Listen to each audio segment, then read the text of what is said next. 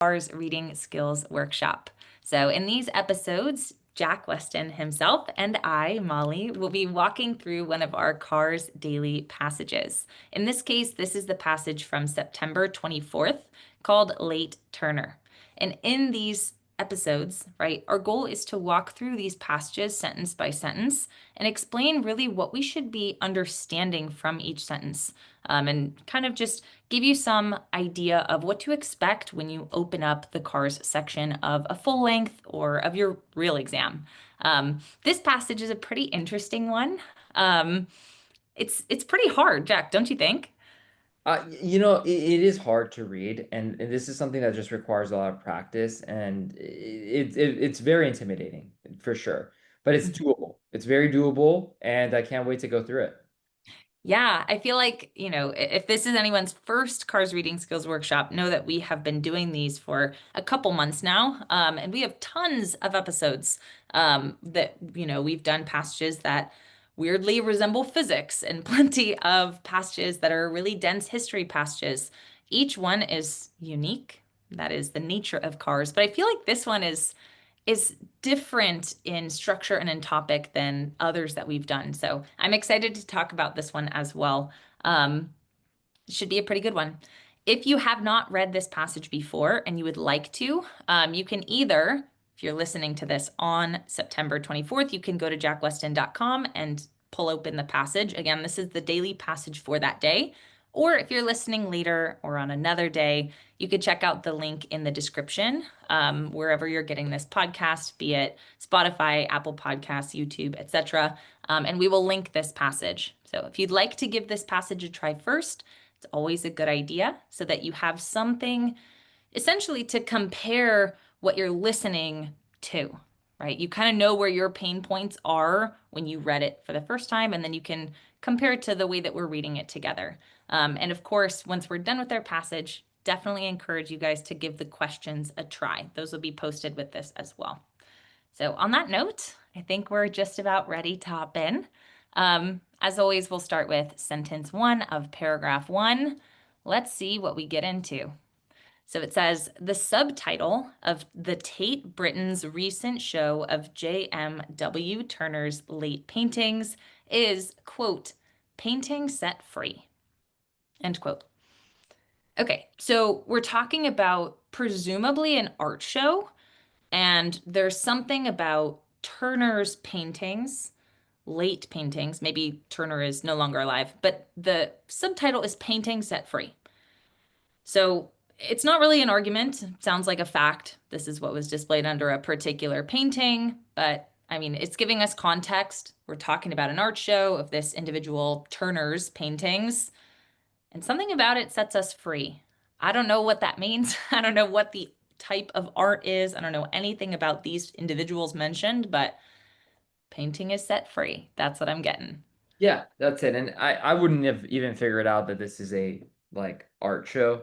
I Yeah. I don't know what's going on, to be honest, with the way that they wrote this, but I do know they're talking about Turner's painting, late painting. Again, is that because he's dead? Right? I don't. Is it? I don't really Hard to understand. know. Right? It's hard to know, but we do know that it has a title. Right? This painting has a title. It's called Painting Set Free. So yeah, we're good to go. Cool. Yeah, just getting context there. All right, second sentence says, my query about the subtitle of Tate Britain's show is, quote, free from what? Okay, so this, I mean, it kind of makes me laugh a little bit. Like the sentence is structured so similar to one before, painting set free, free from what? Um, so clearly the author is not really sure either what that's supposed to mean, but I feel like the fact that they're saying my query about this is kind of valuable, right? Like the author is saying, basically, I don't understand this. They're using my. Um, so it's not really an argument yet, but I do understand that the author is kind of unsure what's going on as well, which Right, sort of skeptical about the painting in some way, right? And I, Mhm. I think that's a great point. My is the author. So if you Yeah. see the word I or my or myself, that's the author literally speaking to you. And that really matters when you read these passages. You want to look for the author's opinion. You want to look for what they believe. And so we don't know a lot, and it's not an argument necessarily. There's nothing really here, but the author is definitely questioning this painting in some way, right? Absolutely. Okay, cool. Yeah. It's like breaking the fourth wall. Like when they say I, me, my. I feel like it's worthy of some extra attention. Yeah, for sure. Okay. In the 1960s, when Lawrence Gowring used the phrase to sum up Turner's achievement, it complimented him for having released painting from the dreary chore of mimesis. Okay, so we're talking about Gowring, and maybe this is the phrase, the painting set free. Something about Turner's paintings is, freeing us from something. I don't really know what the dreary chore part is about, but again, we're saying complimented to release from something dreary. It seems like it's a good thing. But I'm gonna see. We've got a semicolon here. I'm gonna see if the portion of the sentence after the semicolon clarifies. And it does. It says he claimed Turner had led us to abstract art. That is so much easier to understand than what came before. Like that's what I'm going to cling to in this sentence.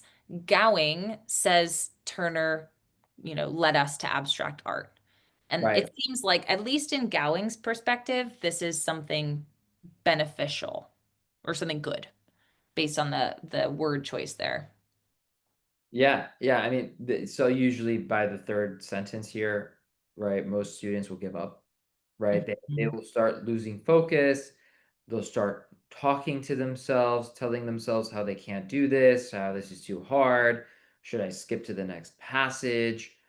This is when most people start crumbling, right? But the key is you have to understand how this works. In every paragraph, if there's an important point, there's going to be a clear sentence, right? That should be a motto. There's there Put that on isn't, a t-shirt. yeah, exactly.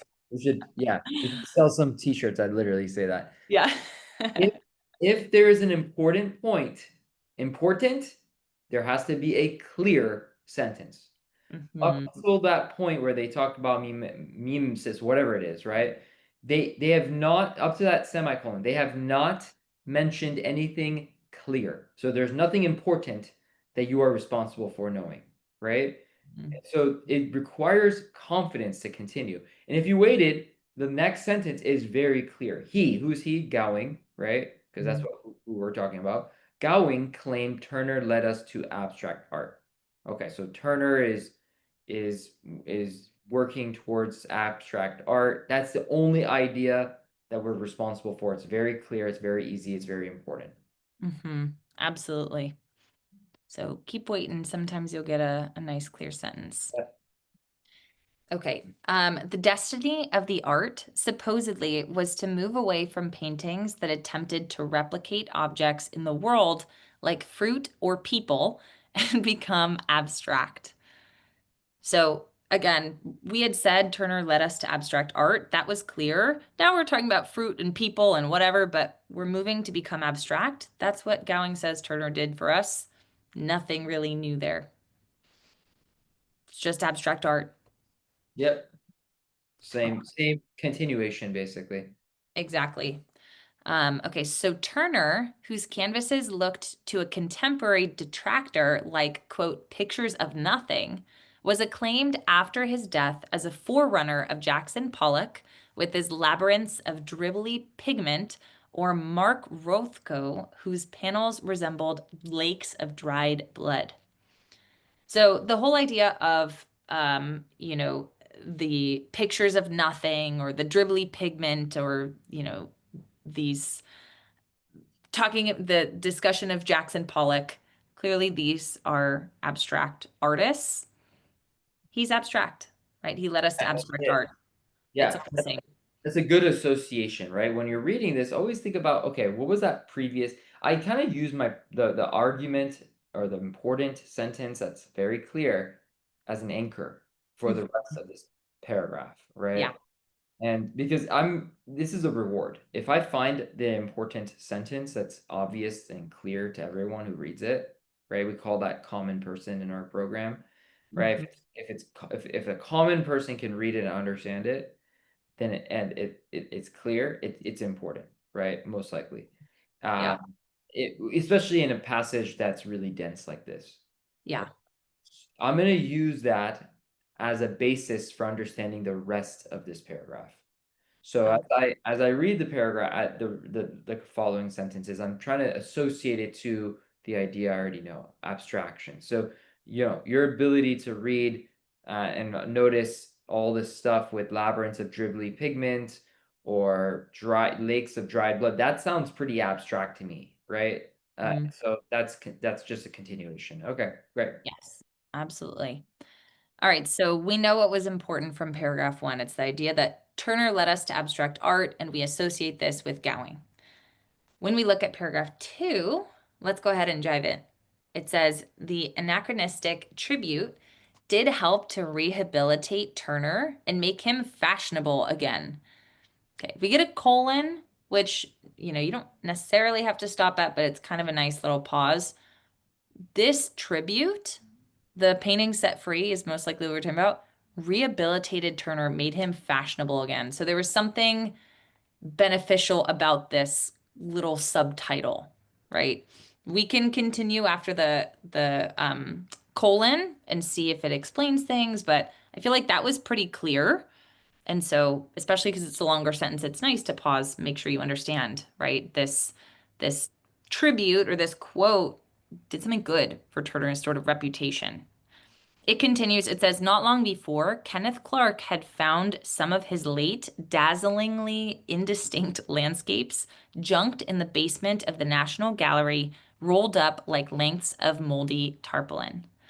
So clearly, maybe his reputation was not doing too great before this quote. But clearly, the tribute did help, made him fashionable. It had a rehabilitating quality. So that part is the one that I'm going to focus on for any sort of summarizing I do. Yeah, sounds good. Very clear, right? It sort of helped him in some way. Yeah. Made him fashionable again. And again, I feel like the second part didn't really change the argument, but it definitely helped us visualize the fact that maybe he was not super fashionable at the time that this quote was made, right? He's junked in the basement of a national gallery. Um, so clearly, hopefully, this helped him get out of the basement. Exactly, yeah. And it's interesting because you find something that you like, right? And all of a sudden you're popular again, right? Mm, That's ironic. Okay, cool. yeah. Okay, all the same, it was wrong to call him a quote, romantic abstract expressionist, end quote, as the poet Kenneth Rexroth did. Okay, so this I feel like it's not super direct, super clear, but it almost sounds like we're hinting that the author doesn't feel like he was abstract. The problem that I have with it is we're not saying he actually was not abstract. We're saying it's wrong to call him a romantic abstract expressionist. Which part of that is wrong? Like I'm getting the hints that the author may not agree with what has been said so far about Turner, but I'm not sure exactly what part that the author disagrees with. It's a really good hunch, right? And that's something that as we're reading, we're expecting the author to clear up. Hmm. So the question becomes, why is the author going to challenge everything they just spent time saying, right? Yeah. That's the whole point of a passage. A passage usually points out to a common way of thinking that the author has pretty much distanced himself or herself from, only to challenge that notion, Yeah. right? And that's how most passages are structured, right? And that's because the author wants to express how people have been thinking, what people have been thinking, right? Yeah. To further their own claim, right? To Yeah. explain and to challenge whatever has been said or is believed, right? Yeah. And so when I'm reading, I'm not surprised that there is going to be some sort of 180, right? And this Mhm. is this is something that you have to get used to. It's not like a textbook. A textbook doesn't write like this, right? Like a textbook just tells you the facts, just tells you things in terms of historical perspective, in terms of what is right, what is right. they don't tell you what is wrong, right? Because they're not trying to make you believe anything in the same way, right? Uh, Mm. because ultimately, whatever is in this passage is essentially a debate. We don't know if the author is right or wrong. We don't know if what people believe is right or wrong. The author is just making their own opinion, and we have to understand that that opinion can be well supported, weakly supported, right? It's our job to determine all that.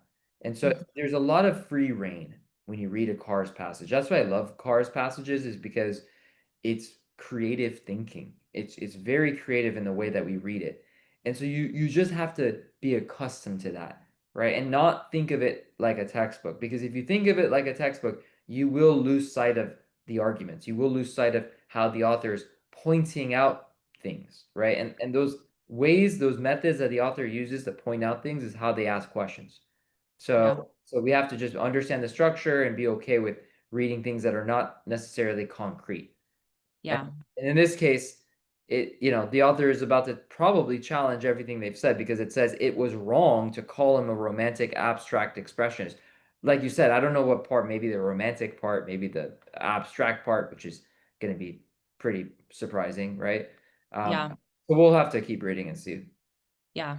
I feel like what you just said was so profound of like, this is not a textbook. They have free reign to make a point and then contradict the point and then go back to the original point and then go to a completely different point and then come back. Like they could do whatever they want, right? Right. Like there's Yeah. the structure is completely different. And I feel like that's so important to highlight because it's so different from anything that we've ever done. It's almost like you have to have a completely blank mental framework when you sit down. Like in a textbook, you're expecting to see headings, you're expecting to go from one topic to the next. You're not expecting to suddenly doubt anything. Like when you read Cars, you need a completely blank mental slate. You just need to stay on your toes because you need to be ready for anything. But like you said, it can be incredibly entertaining to read Cars just to see like how is this passage going to develop?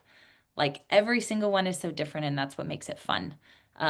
Anyways, that was just so profound, and I feel like it's something that really breaks students' brains because we so rarely read things like this nowadays, especially Right. with so much science training.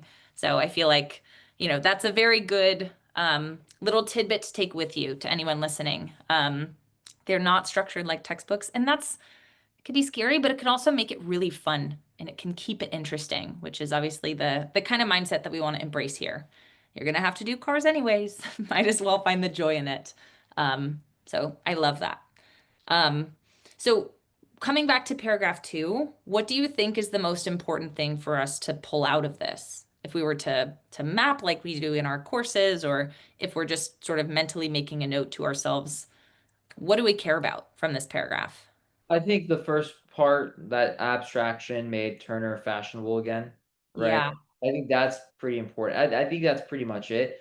But it's not explicitly supported, right? It's not obvious, but you should visualize and understand that the author disagrees with how they've been describing Turner as an abstract painter, right? Like that should come across to you at the last sentence, but it's not something that I would keep track of because it's not direct enough in this paragraph. Yeah. But Just that's yeah. yeah. It's like a dot dot dot almost. Like Yes. be on your toes. We might change our tune here. So we'll see. Let's take a look at paragraph 3. Again, we've got a blank slate. We're just watching this develop. Let's see what we get into. So, first sentence of paragraph 3 says, even in his last decades, as the Tate's glorious exhibition demonstrates, Turner's painting still depicted myth and political prophecy, with illustrations of randy Olympian gods pursuing terrified mortals or vistas of ancient Rome in decline that warned Britain about the fragility of its maritime empire. Okay, so clearly this is very descriptive. It's very fun to visualize. I'm, though, thinking to myself, this doesn't sound like labyrinths of dribbly pigment or lakes of dried blood. Like, this doesn't sound very abstract to me. And maybe that's a point that we're going to make. I don't know, but it sounds like Turner's painting still has like a message or it's telling a story. I don't think it's concrete enough to call an argument. I'm interested in where we're gonna go, right? Like, Right, right. is this You're abstract? I mean, I think this is really smart thinking, right? Which is, okay, well, in the previous paragraph, last sentence, they said it's wrong to call him abstract. Okay, why? Right? Oh, maybe it's because he is still depicting myth and political prophecy, which is not abstract at all, right? And so we'll have to see, but that maybe that's what's going on, and that's really smart thinking. That's really good assumptions to make. Uh, Mhm. but if even if you didn't catch that, and you read this, at least you understand what it's saying, right? At least you understand that it's saying Turner's painting still depicted myth and political prophecy. Even if you can't make the association that that's not abstract, that's okay, right? Like you can continue reading it and they'll clear it up. Again, if they really care about it, they will tell it to you in a very obvious way, and they'll probably repeat that point, right? Yeah, Okay, okay, cool. cool. Okay, he went on to painting anecdotal scenes of peasant revelry in Italy for sale to tourists and had a journalist's eagerness to document a news story, as when he hired a boat to get a better view of the fire that destroyed the Houses of Parliament in 1834. Okay, again, this is like, it's fun to read, I think. It's kind of a nice little breath of fresh air. Lots to visualize. I'm imagining Turner as a person that's going on adventures, but like, how does this relate to what came before? Right? I feel like they're going to give us a clincher that's going to help clarify, but so far it's context. We're getting a lot of context here. And And it that's kind of does seem cool. like it's the opposite of abstract because it's saying like he's doing news stories basically. Right, I know. But And like painting things for tourists, like that doesn't sound super uh formal either or super abstract either. right. So I mean the what gave it away to me was the whole boat. You hired a boat to go get a better view of a fire. How do you, I mean maybe you can make that abstract, but it doesn't sound abstract to me. Okay. All right. Yeah. We can just keep reading and see where it goes. Yeah. So we have one last sentence in paragraph 3. It says, his paintings are not free form. We have a semicolon, but it's a really, really short little sentence. Free form, maybe that's like abstract. It's hard to say, right? They're not free form. They are formal experiments that favor traditional subjects. So I feel like that this sentence is definitely a lot more concrete than the other ones. The other ones are interesting to read, but they aren't really giving us a ton of substance. This, they're not free form. It's not free. It's not, impulsive, it's not free form. It's Right. formal. It's actually formal. And to me, and maybe this is an assumption that I'm making, but I don't feel like abstract art is typically very formal or very traditional, right? There are formal experiments that favor traditional subjects.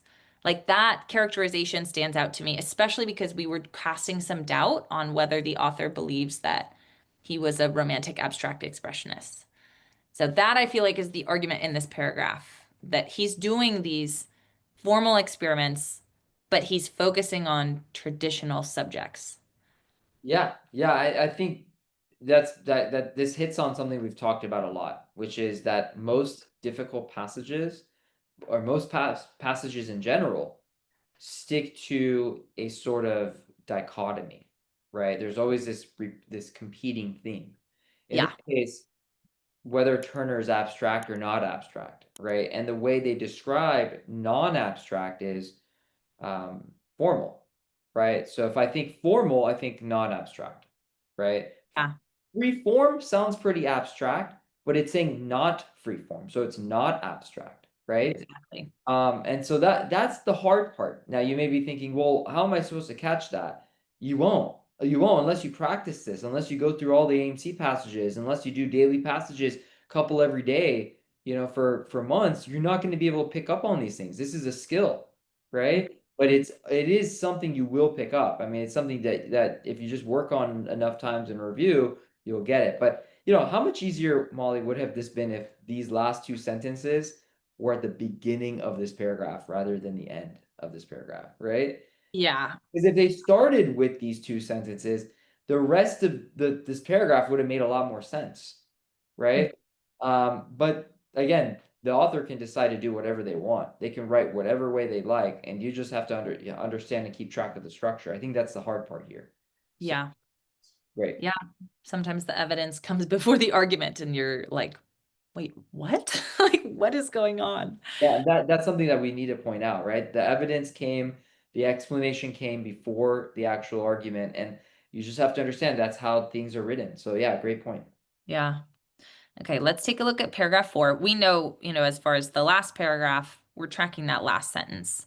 Let's take a look at the first sentence of paragraph 4. It says, but although Turner may not have freed painting from literary or topical subject matter, he certainly marginalized those sources. Okay, so we're talking about marginalizing something, right? And I get that we're saying literary or topical subject matter. That I feel like is kind of hard to tie down, but the word that helps me, in addition to the but, right, and the although, it's the word freed. Like we're freed sounds like the painting is set free. Free from what? We're saying, but although he may not have freed painting, period. Like that to me, that first portion of that sentence helps confirm my suspicions that have been developing that the author doesn't think that Turner had this major movement to abstract art that freed painting. Yeah, Although Turner may not have freed painting, right, right. So he's not abstract, right? he's He's not not, abstract. Yeah. although he's not free form, right? Yes. Like although he's not abstract, and Mhm. another way, although he is formal. Yes, exactly. These marginalizing sources, I feel like that's probably what this paragraph is going to get into. It's not super clear yet, but I feel like it will become clear as it continues. When you think of marginalized, usually that has a negative context to it, but Yeah. again, we have to keep reading to see how the author defines marginal. Uh, Hmm. but yes, it sounds like the author's trying to support the fact that Turner's not abstract by going into an argument about that, Yeah. right? More deeply, so we'll see. Yeah. Okay. The next sentence says the episodes Turner picked out from classical myth and biblical fable are boldly reinterpreted, almost to the point of non-recognizability when he paints them. Okay. So, in the last paragraph, I was thinking to myself, it seems like we're not being very abstract here, right? Like this is based around, in this case, myths and things like that. That's pretty clear. But we're not just displaying something like an Olympian god, we're reinterpreting it to the point where it's not recognizable anymore. So this is not just, hey, we liked traditional subjects. I am reimagining these traditional subjects to do something unexpected. This seems like what the author is kind of conceding. Like, okay, I don't think that Turner's abstract, but I do think that he's doing something unique. That's kind of what this is communicating in my head. Exactly. The author is trying to deviate, right? The author is saying, look, it's not abstract. It's reinterpreting it. Yeah, So, but what does reinterpreting mean, right? I know. Right? It's We'll still find formal, out probably. right? It's still favoring traditional stuff, formal stuff, but he's reinterpreting. Okay, so this is a deviation from what we've been talking about, right? To some extent.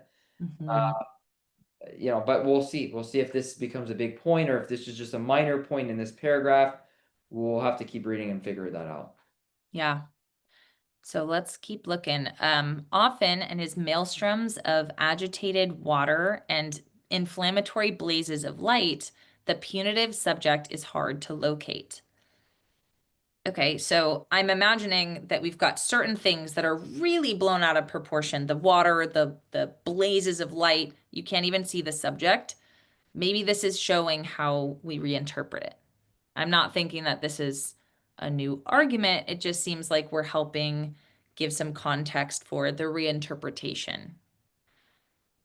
Kind of hard to read. It's Often in hard to read. Yeah, it is. maelstroms. If you don't know what maelstroms means, it doesn't matter too much, but it does sort of look like storm strums, sort of Mhm. like That's what I was agitated thinking. water and inflammatory blazes of light. That sounds like chaotic, right? Yes. This is a very, very complicated sentence. And like we've said before, you have to be confident, right? We've been doing that. I've been doing this for over 15 years, right? Molly, you've been doing this for what, 5 years now? Five Maybe year, more. yeah. Hmm. This is normal, guys. This is normal. Like, this is how this test is designed. Don't blame yourself for not reading a lot or not knowing enough vocab words. Guys, you just have to deal with it. You just have to keep going and trust the process. This is how this test works, right? If they care, they will make it clear, right? Yeah. So far, I got something out of this paragraph, right? I mean, we got this idea that Turner's paintings reinterpret classical myths, right? Mhm. That's all we know so far. That's probably enough, but let's see where this goes. There might be another point. Who knows? Yeah, let's take a look. So, a painting of Apollo chasing the nymph Daphne, who turned into a laurel tree to escape him, reduces the infatuated god and his prey to lookers on and transfers its attention to a hound and a hare that reenact their chase. So this I feel like is pretty visualizable. You can kind of see this playing out, but the classical characters are not the focus. Those are lookers on. What we're really focused on is the hound and the hare. This feels like it might be an example of a painting that shows reinterpretation of these myths. So Apollo, Daphne, this painting helps illustrate the reinterpretation, right? That Yeah. It's Turner an example, does. right? It's sort of an example of that reinterpretation. Exactly. Cool. Cool. Where is the Roman consul Regulus in the painting in which his Carthaginian captors rip off his eyelids to blind him? Oh my goodness. I have not heard that story. That's pretty gnarly. It's a question. We'll probably get an answer, but it sounds like another myth. Um, where is Regulus? Probably somewhere in the background if we're to believe the sentence before. Let's see though. We'll probably get the answer. He may be one of a few gesticulating figurines in the foreground, semicolon, but he's in the foreground, maybe.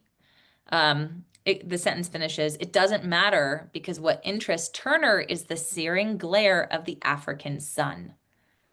So this is probably another example, right? We would be expecting to see this individual Regulus, but we're not. We're not even sure where he is in this painting. If he is in the painting, we're focused on the sun.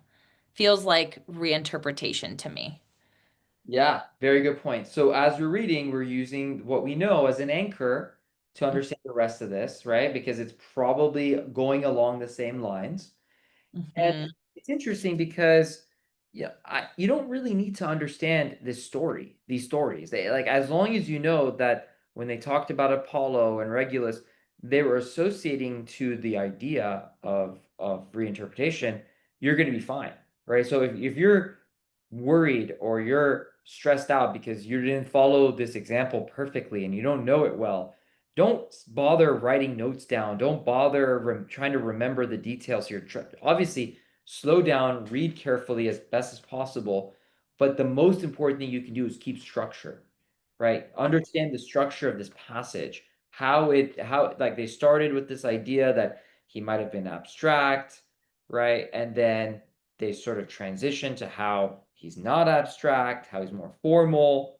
And then it went into this idea that he's reinterpreting things that like if you're able to do that by the time you finish every passage, you're gonna get a good score. You're gonna get like a 129 or higher. Like Yeah, that's the reality of it. yeah, Consistently, you can get a 129. Sometimes you get lucky, you get a 130 or yeah, 130, right? And so that's the idea here. But yeah, great. Okay. yeah. Basically, we all need to have like thicken our skin with cars. Don't let anything completely throw you off just because you're not exactly sure how it fits in. Just keep reading. Trust yourself. Pretty important advice there. Okay, we've got two more paragraphs. This one's pretty short. This is paragraph number 5. It says, another canvas purports to show the god Mercury ordering Aeneas to leave the Carthaginian queen Dido and resume his travels, which will end the founding of Rome. This is a great sentence to illustrate what you were just saying, Jack. I don't know this story. It almost feels like I should, but I don't. I don't know what to do with this. My first instinct is, what was the most recent argument that I learned? Right? And in paragraph 4, the main argument there was that we reinterpret these classical myths. Presumably, this is probably the same thing. We're talking about the god Mercury. I don't know this story, but I'm not getting any clear argument. I've got two examples in the previous paragraph. It probably makes sense that this is a third example, right? It's probably the same argument, and this is probably another example because you never, the author never made it clear that they were switching gears, right? You Right. just have to Nothing. go with That's whatever you can. perfect. Perfect. Yep. Okay, we have one other sentence in this paragraph. It says, Mercury, however, is too mercurial to be seen. Most of us are probably not going to know what that is, right? We get the however, we see that something is maybe not expected, but if you don't know what mercurial is, I would just keep reading. We had a colon there. And after the colon says, in his place, there's only a silvery, shimmering column of air, as if Turner had caught the winged messengers dematerializing. So it sounds like, the context of the story is Mercury's ordering somebody to do something, but he's actually not even there. That feels like reinterpretation to me. Again, there was no clear argument in this paragraph. I'm going to just say that's the same thing as paragraph 4 and maybe write down Mercury to help me remember. I don't think there's any argument here. We Yep. just got to do our best. Yeah. I mean, I actually like this because it finally helps us know what the author really cares about. Yeah.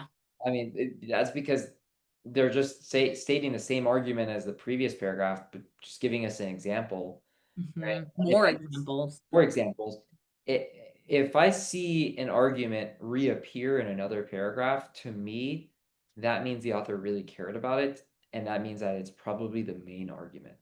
Hmm. So in this case, we now know the main argument, right? Which is what? That Turner's paintings reinterpret classical myths. And Yeah. that's given through three examples, right? The Daphne one, the Regulus one, the Mercury one. So like I don't really get the whole Mercury stuff. Like I have like it's really complicated. Yeah.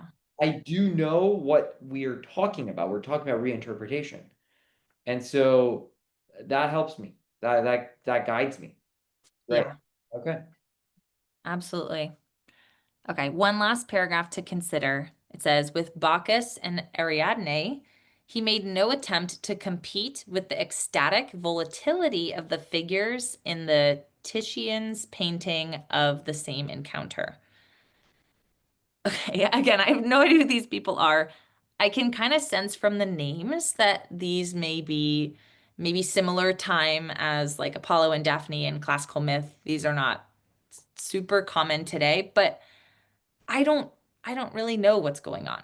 Okay. That being said, the rhythm of this passage has become, we're talking about classical myth, reinterpretation. We've given 3 examples now, and now we've got brand new people in a brand new situation with no new argument. I'm probably safe to think to myself, at least for now, this is probably going to be an example of the same argument. Right. Right. Nothing I've, clear, nothing obvious. I have no reason to suspect that this is going to be something different, I guess is the key. We'll keep reading. We're not just going to zone out, but probably this is That's going to end up being that's the hard part, not zoning out, right? And just true. out of all like we've read like this is the last paragraph, right? Like Hmm. out of everything we've read, there were probably like maybe what one, two, three, four important sentences. Yeah. Can't find them if you're zoning out, Yes. right? You don't know when the author is switching gears if you're zoning out. So gotta look for those clear sentences that are obvious to everyone. Okay, cool. Yes. Instead, the wine god and his tipsy revelers melt in a torrid, sensual furnace, a river of molten gold that spills down from a flaring sky. So, again, context, we're describing the painting, but I'm sensing this theme again of like, we're not focused on the people, we're focused on something else, like a river of gold.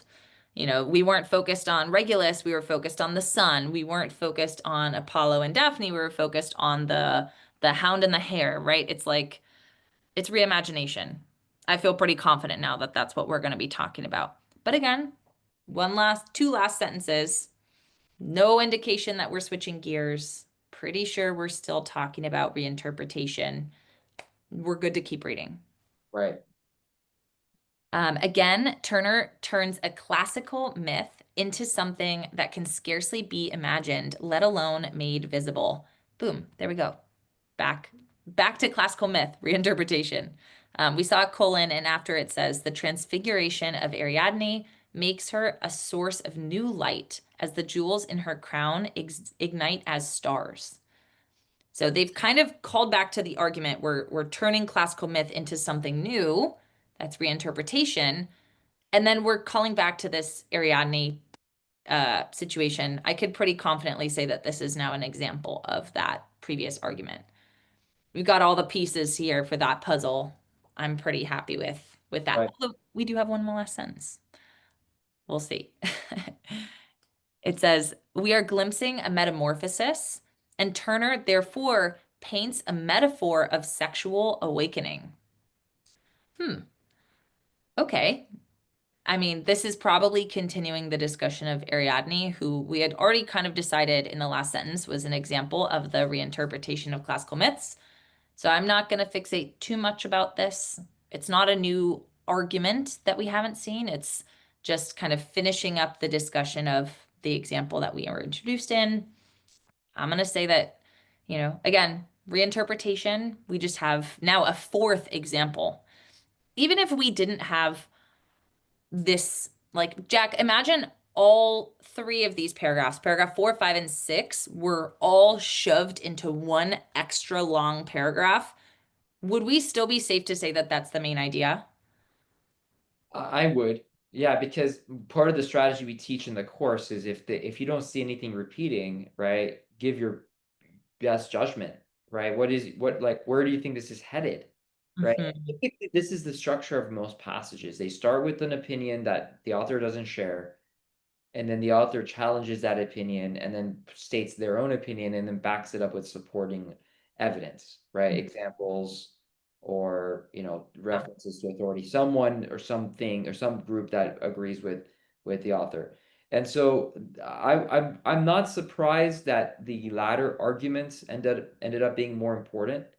Yeah. It's not always the case, right? Like I wouldn't I wouldn't put my money on that. Like sometimes the author starts off with what they really care about, and then they end with things that don't really matter, right? Scattered throughout multiple paragraphs. Yeah. But yeah, I mean, if this was one whole paragraph, I would use my best judgment and say, okay, well, what is the author really trying to get at? And I would say this is probably that point. Yeah.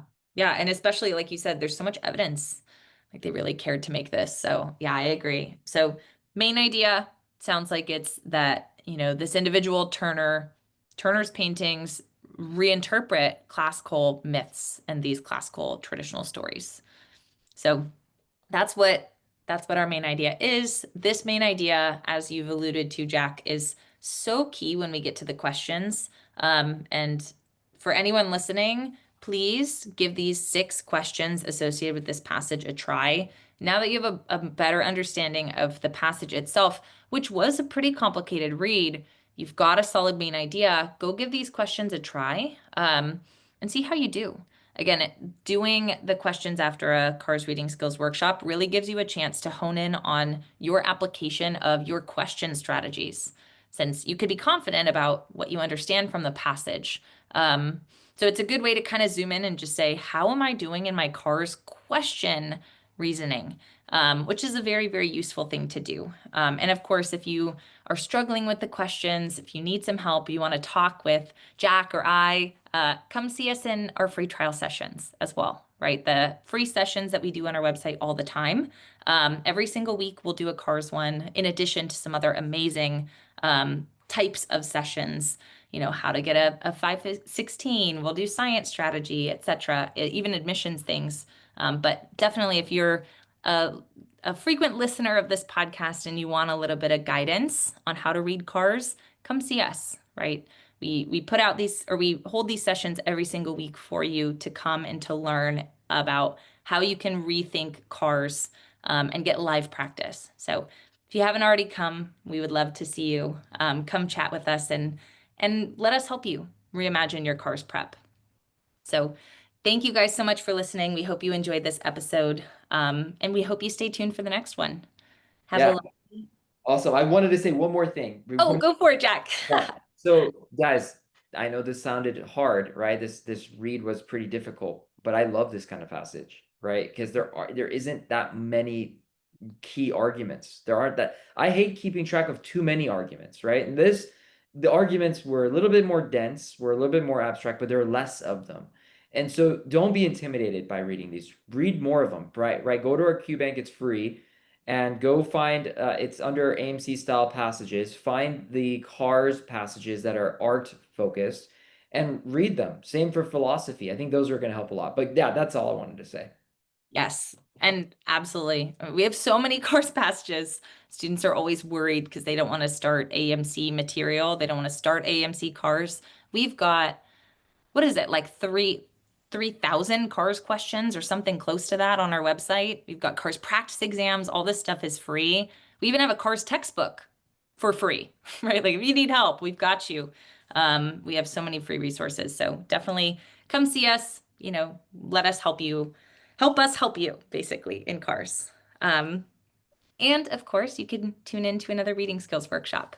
So again, we hope you enjoyed this one. We hope you're excited for the next one, as excited as we are to talk about it. Have a wonderful rest of your day, and we hope to catch you in the next one.